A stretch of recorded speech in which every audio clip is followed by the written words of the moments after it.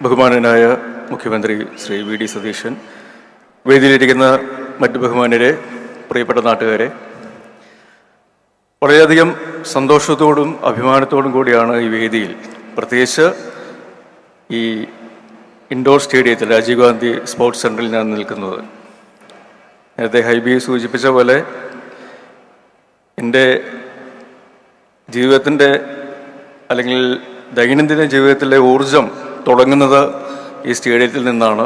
ഇവിടുത്തെ ബാഡ്മിൻ്റൺ കളിയിൽ നിന്നും അല്ലെങ്കിൽ ബാസ്കറ്റ്ബോൾ ഗെയിമുകളിൽ നിന്നും തുടങ്ങി ആ ഊർജം പകൽ മുഴുവനും അല്ലെങ്കിൽ രാത്രി വരെയും ഷൂട്ടിങ്ങുകൾക്കും മറ്റു കാര്യങ്ങൾക്കുമൊക്കെ ആയിട്ട് വരുമ്പോൾ അതേ വേദിയിൽ നിന്ന് അതേ സ്ഥലത്ത് തന്നെ പുതിയ നിയുക്ത മുഖ്യമന്ത്രിക്ക് ഒരു വരവേൽപ്പ് അല്ലെങ്കിൽ സ്വീകരണം നൽകുമ്പോൾ കൊച്ചിക്കാരോടൊപ്പം മലയാളികളോടൊപ്പം ഞാനും സന്തോഷിക്കുന്നു, അഭിമാനിക്കുന്നു.